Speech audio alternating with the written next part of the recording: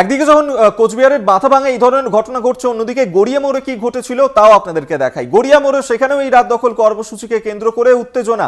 সেখানে এক মহিলাকে কটূক্তির অভিযোগ উঠেছে, এক ব্যক্তির বিরুদ্ধে এই অভিযোগ, আর সেই সময় ওই ব্যক্তিকে বেধড়ক মারধর করেন প্রতিবাদীরা। ছবি দেখছেন।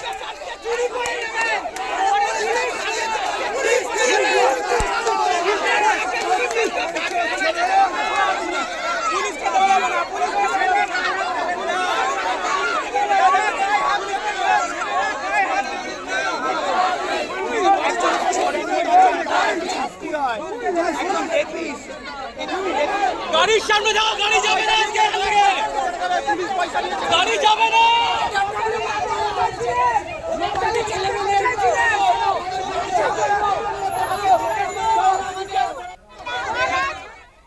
সুখদেব দে আমাদের সঙ্গে এই মুহূর্তে টেলিফোনে রয়েছেন, প্রতিনিধি, বিস্তারিত জানবো। সুখদেব, এই যে রাত দখল কর্মসূচি, সেই রাত দখল কর্মসূচিকে কেন্দ্র করে একাধিক জায়গায় অশান্তির ছবি আমরা দেখতে পাচ্ছি। গতকাল এক মহিলা, তাকে কটূক্তির অভিযোগ উঠেছে এক ব্যক্তির বিরুদ্ধে। কি ঘটনা ঘটেছিল, কোনো ব্যবস্থা কি নেওয়া হয়েছে ওই অভিযুক্তের বিরুদ্ধে?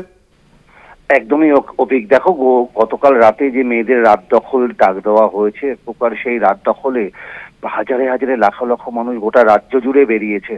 তারপরেও সেখানে এই ধরনের মেয়েদের দেখে কটূক্তি, এটা কোনো রকমই মেনে নিতে পারছে না। তার কারণ হলো, দেখো, যেখানে মেয়েদের নিরাপত্তার দাবি নিয়ে একটা রাত দখল কর্মসূচিতে মেয়েরা নেমেছে, সেখানেই মেয়েদের নিরাপত্তা নেই।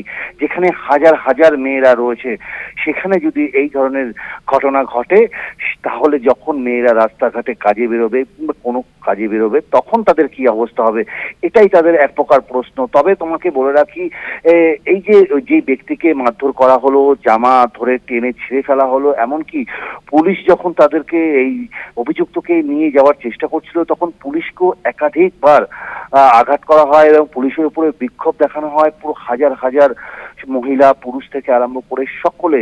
তারপরে এখান থেকে বেরিয়ে যখন পুলিশ চলে যায়, তাদেরকে গড়িয়া প্রথমে ফাঁড়ি নিয়ে যাওয়ার চেষ্টা করে। তখনও যখন ওখানে আন্দোলনরত মহিলারা যারা রয়েছেন, তারা ওখান থেকে বাধা দেওয়ার পরেই তখন তারা পাটুলি থানায় তাদেরকে নিয়ে চলে যায় বলে এমনই জানা যাচ্ছে। অভিক, ধন্যবাদ তোমায়। সুখদেব দে টেলিফোনে ছিলেন প্রতিনিধি।